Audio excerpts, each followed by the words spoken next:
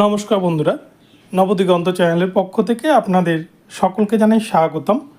তো বন্ধুরা, এখন আমি আপনাদের সাথে যে আপডেটটি শেয়ার করতে চলেছি সেটি হচ্ছে আজকে কিন্তু কলকাতা হাইকোর্টে বিচারপতি অমৃতা সিনহা ম্যামের এজলাসে ৪২,৯৪৯ প্যানেল প্রকাশ মামলা উঠতে চলেছে।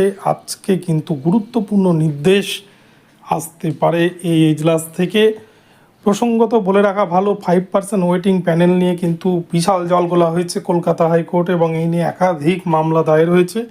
তো চলুন সম্পূর্ণ বিষয়টি আমরা এই ভিডিওতে জেনে নিই। তবে তার আগে বলে রাখি, যারা প্রথমবার চ্যানেলটি দেখছেন আপনারা অবশ্যই চ্যানেলটিকে সাবস্ক্রাইব করে নেবেন এই ধরনের আপডেট সবার আগে সর্বপ্রথমে পাওয়ার জন্য। তো চলুন তাহলে আমরা বিস্তারিত আপডেটটি দেখে নিই। তো বন্ধুরা, জানেন আপনারা, আমি এর আগের দিনেও কিন্তু ভিডিও দিয়ে বলেছিলাম যে আজ থেকে প্রায় 14 দিন আগে অর্থাৎ 16 তারিখ নাগাদ একটি মামলা উঠেছিল জাস্টিস অমৃতা সিনহা ম্যামের এজলাসে, এবং সেই মামলার পরিপ্রেক্ষিতে সেখানে কিন্তু 5% ওয়েটিং প্যানেলটাই ছিল মূল দাবি। পিটিশনাররা দাবি করেন যে ৪২,৯৪৯ যে নিয়োগ হয়ে গেছে, যেখানে দীর্ঘ 7 বছর ধরে চাকরি করছে ইন সার্ভিসরা, সেখানে কিন্তু কোনো রকমের 5% ওয়েটিং প্যানেল দেয়নি প্রাথমিক শিক্ষা পর্ষদ। সেটা নিয়ে অনেকগুলো মামলা হয়েছে এবং সবথেকে বড় কথা, কোনো ফুললি যে প্যানেল লিস্ট সেই প্যানেলই কিন্তু দেওয়া হয়নি। এবং পিটিশনাররা অভিযোগ করেন সংবিধানের যে 5/8 রুলস রয়েছে সেই রুলস অনুযায়ী প্যানেল লিস্ট কিন্তু তারা দেয়নি 5% ওয়েটিংয়ের।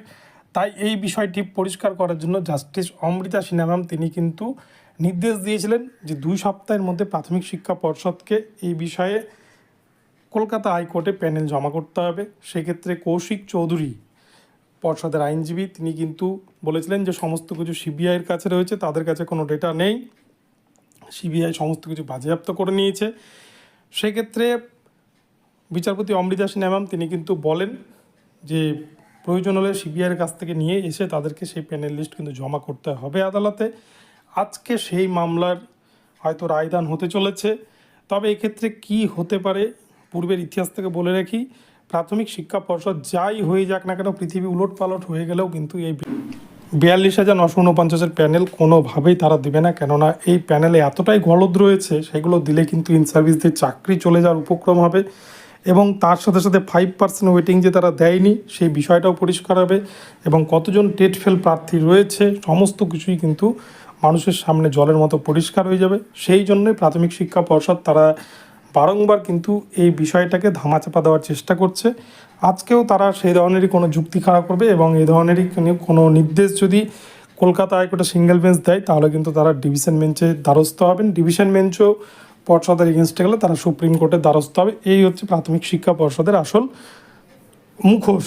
তো আজকে কি নির্দেশ দেন সেটাই দেখা যাক। তো ভিডিওটি এখন এই পর্যন্ত রইল। ভিডিওটি ভালো লাগলে চ্যানেলটিকে সাবস্ক্রাইব করে দেবেন, আর এই ধরনের আপডেট প্রতিনিয়ত পেতে আমার চ্যানেলটি ফলো করতে থাকুন। ধন্যবাদ সকলকে, সকলে ভালো থাকবেন। পরবর্তী নতুন আপডেট নিয়ে আসছি।